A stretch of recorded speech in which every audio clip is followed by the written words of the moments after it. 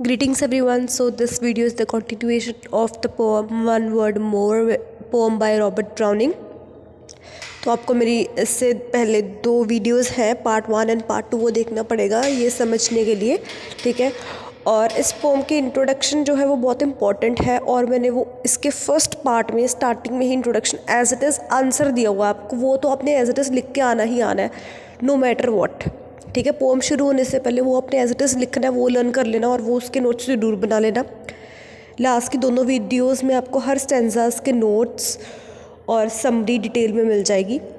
इस वीडियो की एंड में पूरे पोम के answers, critical analysis, introduction, style, everything you will get at the end of this video. Proper answer आपको मिल जाएंगे।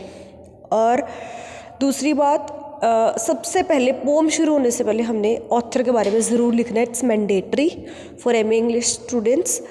तो रॉबर्ट ब्राउनिंग और उसके ड्रामेटिक मोनोलॉग के बारे में अगर आपको जानना है तो मेरी वीडियो है, जिसका लिंक मैंने डिस्क्रिप्शन में दे दिया है, वो ज़रूर देखनी है आपने, और उसके नोट्स दिए हुए हैं वो ज़रूर देख लेना, ठीक है। So let's get started. हम कर रहे हैं 15th स्टेंजा। ये 15th स्टेंजा है, वो पढ़ रहे हैं। पहले जो स्टेंजाज है आप वो पढ़ लो, ठीक है। So let's start. Love you saw me gather men and women, live or dead or fashioned by my fancy। ये लव कौन है? एलिजाबेथ रॉबर्ट ब्राउनिंग की वाइफ को बोल रहा है लव। कह रहा है कि तुमने देखा कि मैंने मेन और विमेन गैदर किए, मतलब ये जो उसकी बुक है मेन एंड विमेन, इसकी बुक का नाम है, उसमें ये पोम है, ठीक है। उसके एपिलॉग में, मतलब स्टार्टिंग में ही पोम है ये, one word more.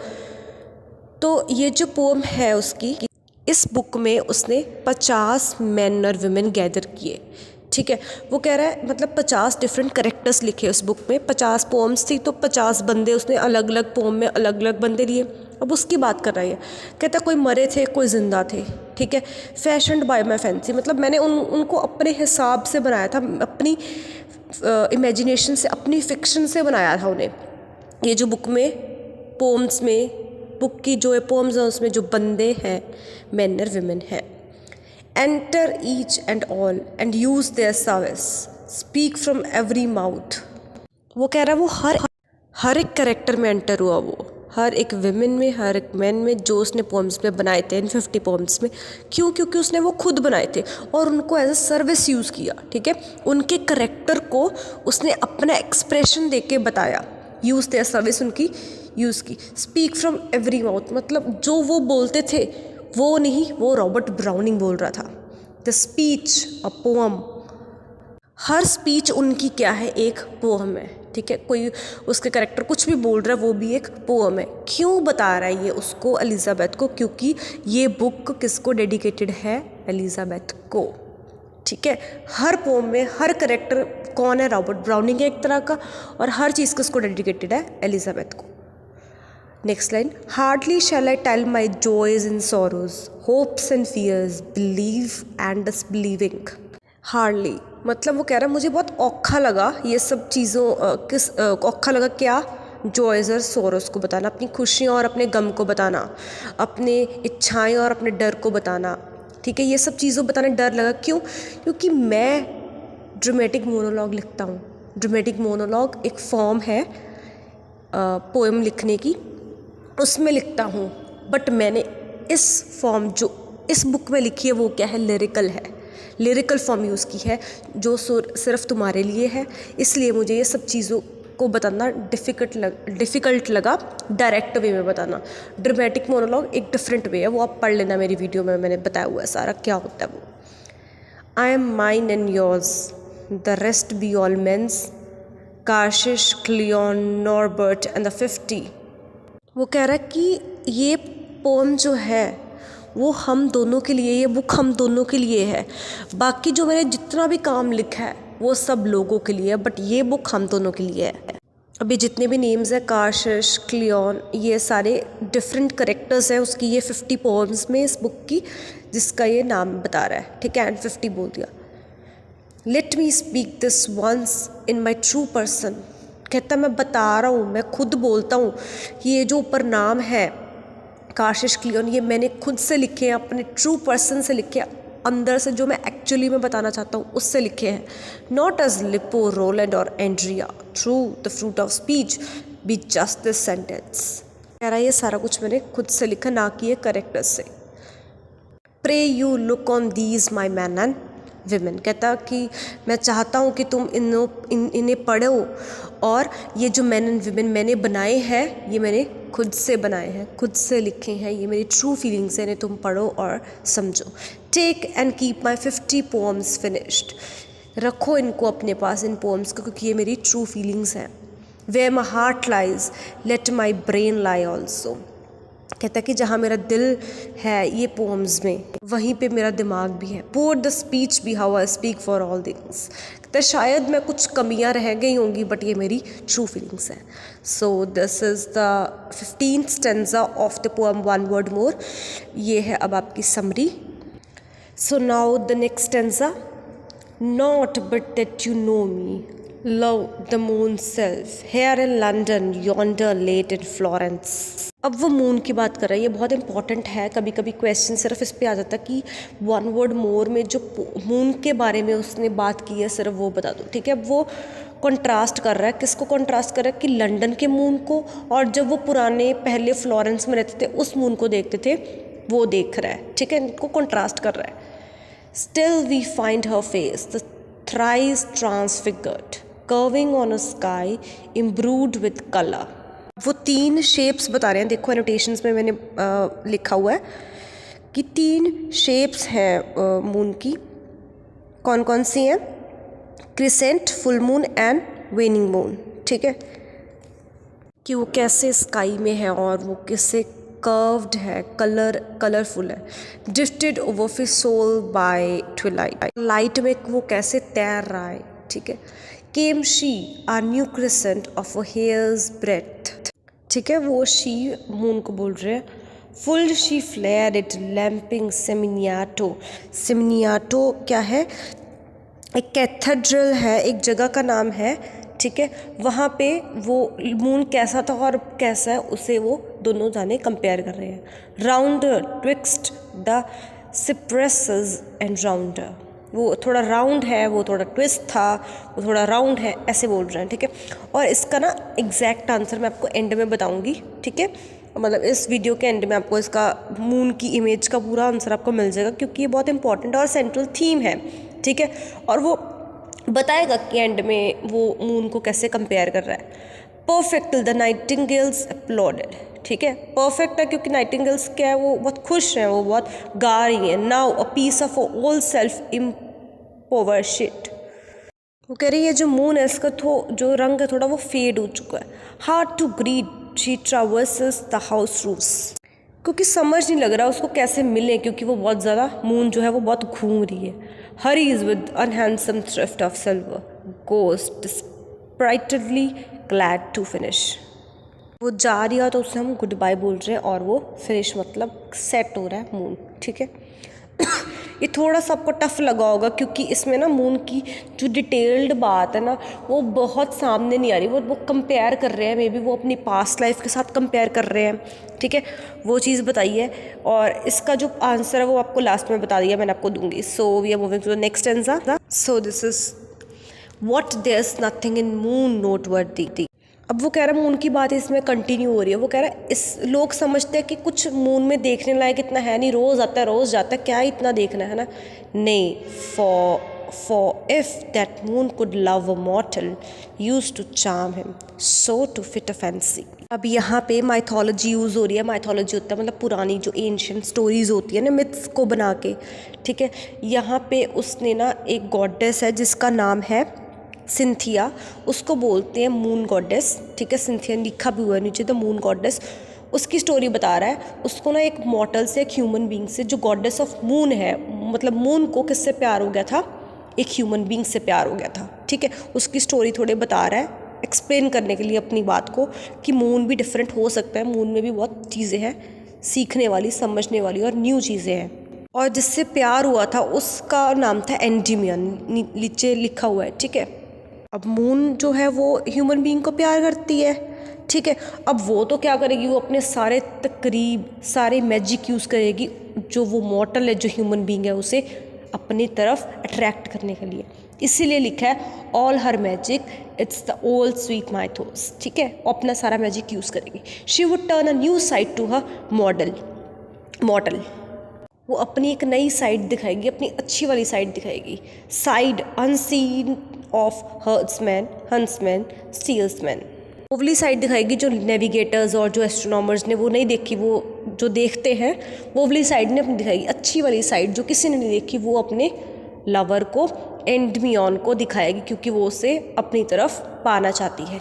Black to Zoroaster on his terrace, blind to Galileo on his turret. ये दोनों एस्ट्रोनॉमर्स के नाम है, एस्ट्रोनॉमर्स हैं ज़ोरास्टर एंड गैलीलियो। ये दोनों स्टार्स को देखते थे ना अपने टेरेस से और अपने टावर से, ठीक है। मून कह रही है, मतलब ब्राउनिंग कह रहा है कि ये दोनों जो एस्ट्रोनॉमर्स थे जो साइड देखते थे मून की, वो साइड नहीं दिखाएगी, एक ऐसी साइड जो किसी ने भी नहीं देखी, मतलब जो बड़े बड़े एस्ट्रोनॉमर्स ने भी नहीं देखी, वो साइड दिखाएगी कौन? सिंथिया, मून गॉडेस, किसको? एंडमियन को, अपने लवर को। डम टू होमर, डम टू कीट्स, हिम इवन जो कीट्स जैसे बड़े बड़े पोएट थे, कीट्स का नाम और होमर बड़े बड़े पोएट्स हैं, ठीक है।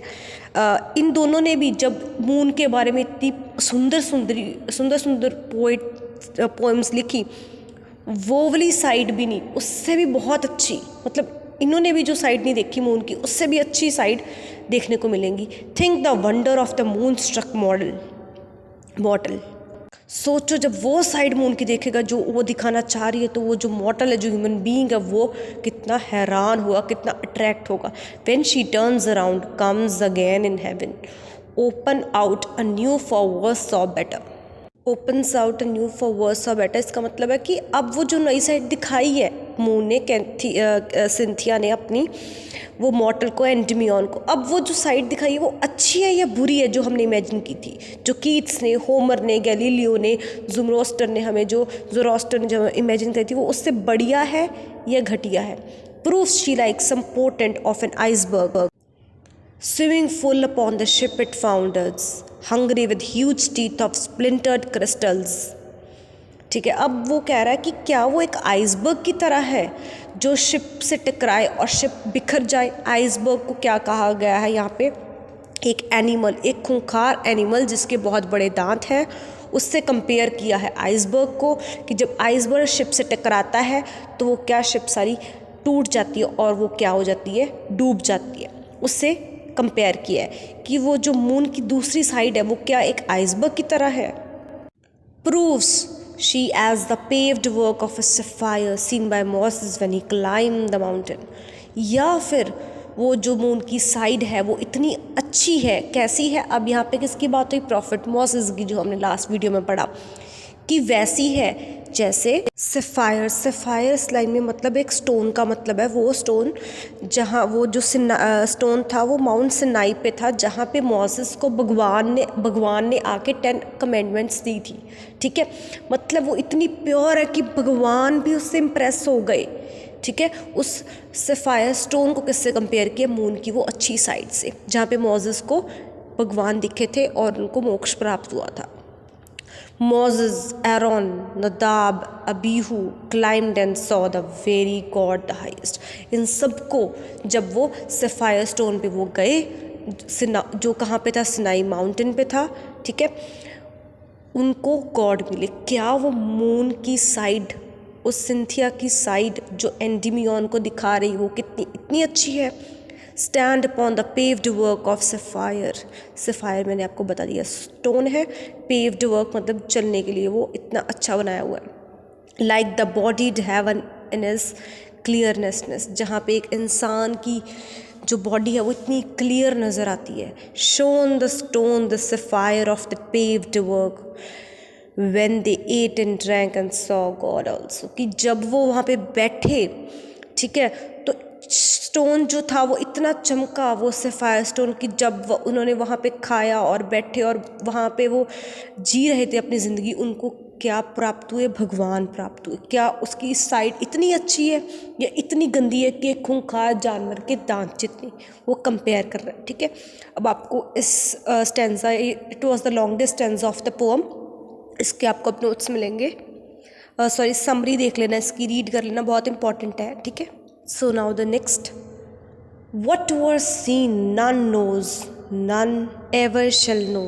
अब वो कह रहा है, उसने कंपेयर तो कर दिया क्या उसकी साइड मून की इतनी अच्छी है या इतनी बुरी है, बट कहता किसी को नहीं पता। क्यों? क्योंकि वो साइड सिर्फ सिंथिया ने किसको दिखाई, एंड्रीमियन को दिखाई, किसी और को पता ही नहीं वो साइड कैसी थी वो मून की। Only this is sure the sight were other not the moon same side born late in Florence. But ये पक्का था कि ये जो साइड थी जो हम फ्लोरेंस में देखते हैं और लंदन में देखते हैं उससे बहुत डिफरेंट थी जो उसने अपने लवर को दिखाई। Dying now impoverished here in London, God be thanked, the meanest of his creatures boasts two soul sides, one to face the world with, one to show a woman when he loves her। तब भगवान ने हर creature को ना दो sides of personality दी हैं, to soul sides दी हैं, ठीक है। एक तो दुनिया को दिखाने के लिए एक साइड उसकी पर्सनैलिटी की, और दूसरी साइड उस औरत को दिखाने के लिए जिसको वो चाहता है, जिसको वो प्यार करता है। ऐसे ही रैफल ने किया था, वो लिखता था, उसने पेंट करता था, उसने उसके लिए पोएम लिख दी। और जो डांटे था वो लिखता था, उसने उसके लिए ड्रॉ किया स्टैचू, ठीक है। ऐसे ही सब करते हैं, ऐसे ही इस गॉडेस ऑफ मून ने भी किया। सो now the next stanza. I am really sorry guys, इस पेज की थोड़ी फ़ोटो अनक्लियर है, ठीक है, थोड़ी सी लाइटिंग ज़्यादा आ गई है, सो इट्स माई बैड। तो बट फिर भी मैनेज कर लो, आई थिंक इट्स विजिबल मोर और लेस, ठीक है।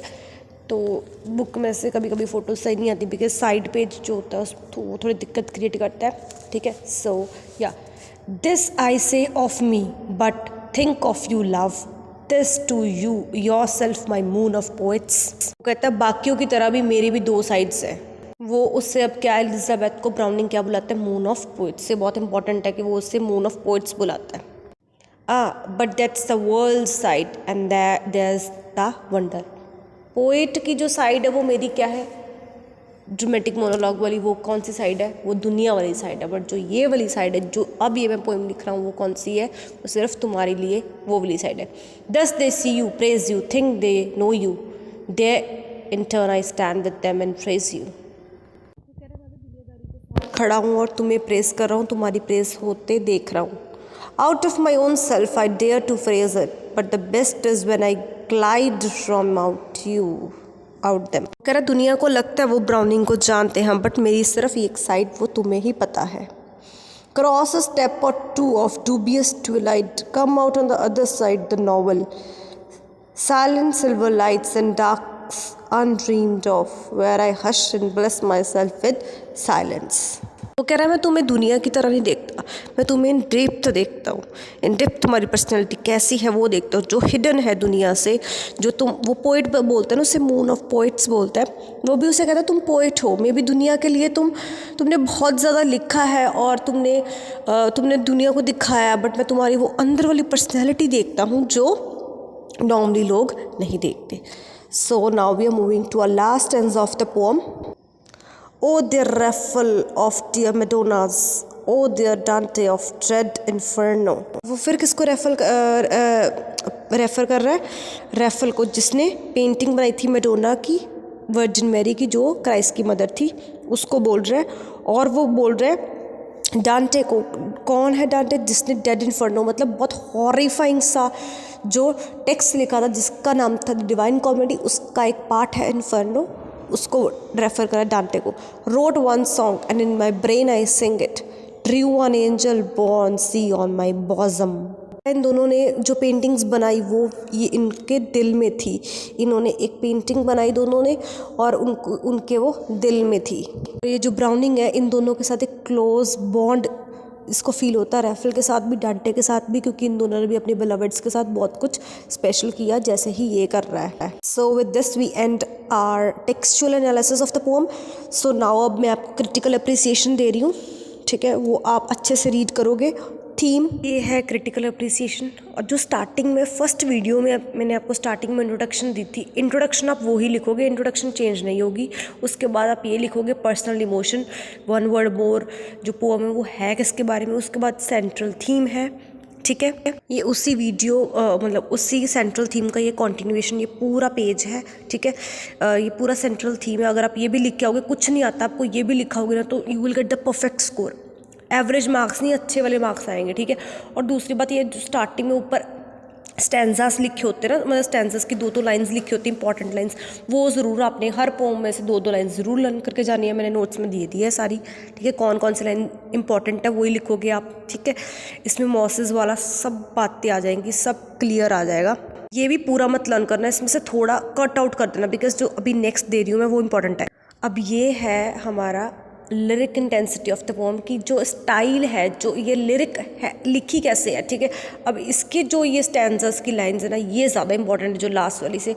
अब जो लास्ट में क्रिटिकल, देखो इंट्रोडक्शन तो आपको एज इट इज़ लिखना है, जो है वो फर्स्ट वीडियो में मैंने आपको दे दी है, वो चेंज नहीं करना, ठीक है। अब जो ये है, यहाँ पे भी आप जो मैंने अभी सेंट्रल थीम बताया, सेंट्रल थीम को थोड़ा शॉर्ट कर देना, बिकॉज वो बहुत बड़ा है, इतना ज़्यादा नहीं लिखना। हमने हर एस्पेक्ट लिखना है पोएम का, ठीक है। लिरिकल इंटेंसिटी लिखोगे, लिरिकल इंटेंसिटी में से स्टार्टिंग की 2 लाइनें लिख के और नीचे ये आपने कोटेशंस डाल दिए। उसके बाद मैंने आपको बोला था मैं मून का सारा आंसर दूंगी, ये मून इमेज का सारा आंसर है, ठीक है। मून इमेज की जो नीचे स्टैंजास वाली लाइन्स है पोएम की, ये आपने सारी नहीं लिखनी, 2 लाइन्स लर्न कर लेना, नहीं भी लिखोगे तो भी चलेगा, ठीक है। पूरी पोम में से ना सिर्फ 4 लाइन्स लर्न करनी है। वो कहाँ फिट करनी है, ये आपने लिरिक वाली लर्न करनी है, ये आपने मून वाली लर्न करनी है, it's up to you. So now this is the style of the poem की इमेजरी कैसे कैसे थी, रियलिस्टिक पिक्चर्स कैसे बताई हैं, और conclusion. So guys I suggest you कि जितना भी मैंने आपको भेजा है ना, ये सारा नोट्स है, इसमें से थोड़ा थोड़ा सारा उठाना। ये नहीं कि सिर्फ क्रिटिकल अप्रिसिएशन लिख दी, हमने स्टाइल बताना बहुत ज़रूरी होता है। कंक्लूड करना एक आंसर को इज सुपर इम्पॉर्टेंट। जब आप कंक्लूड करते हो तो 1-2 मार्क्स हमेशा एक्स्ट्रा मिलते हैं। स्टाइल बताना कि किस स्टाइल में लिखा है, फिर वो जो फॉर्म है जैसे लिरिकल वाली, वो बताना बहुत ज़रूरी है। फिर जो इम्पॉर्टेंट इमेजरी है वो बताना है, ठीक है। फिर उसको भी थोड़ा एग्जैजरेट करना है, ठीक है। ये सारा आप लिख लेना, ठीक है। So if you like the video please subscribe, comment and share with your friends, and if you want more videos और किस टॉपिक पे चाहिए वो मुझे कमेंट डाउन कर दो। और अगर आपको इस वीडियो की या पूरी पोम की सिर्फ PDF चाहिए तो comment down, I will put it in the description box, ठीक है। Bye bye.